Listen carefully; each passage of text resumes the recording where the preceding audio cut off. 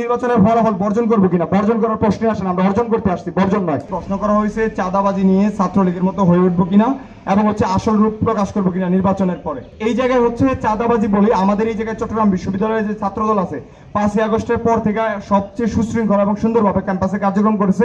আমি নিজনে টিউশনি করে চলি এবং আমি ইলেক্টেড হওয়ার পরে আমার আয়ের মাধ্যম কি এটাও সবাই জানবে।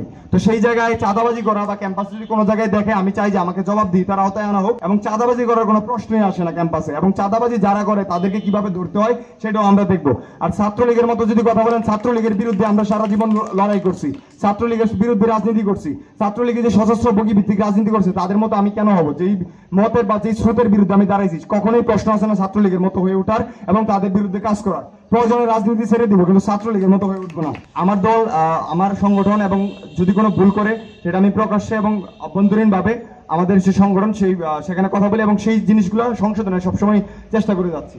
আর একটা বিষয় আপনারা আপনাদের আসলে নির্বাচনের পর প্রকাশ করবেন না, প্রশ্নে আসে না নির্বাচনের পরে এবং আগে আমরা শিক্ষার জন্য কাজ করবো। আমার সংগঠন কখনো এই ধরনের কাজ করে না, যে করে না অতীত। আমরা সর্বোচ্চ নির্যাতিত এবং নিপীড়িত হয়েছি এবং আমাদের সুযোগ আছে এবং সবার সামনে আমাদেরকে মেলে ধরার, সেই সুযোগ আমি নষ্ট করতে চাই না। আরেকটা বিষয় নির্বাচনের ফলাফল বর্জন করবো কিনা, বর্জন করার প্রশ্নে আসেন, আমরা অর্জন করতে আসছি, বর্জন নয়। আর এই জায়গায় শিক্ষার্থীরা যদি মনে করে যে নির্বাচন সুষ্ঠু হয় না, নিরপেক্ষ হয় নাই, শিক্ষার্থীরা রাজনীতি করে শিক্ষার্থীদের কথা শুনে আমরা চলবো। আমার একক সিদ্ধান্ত আমি বর্জন করবো না, শিক্ষার্থীদের নির্বাচন, শিক্ষার্থীরা যা বলবে সেই অনুযায়ী আমরা সিদ্ধান্ত নিব।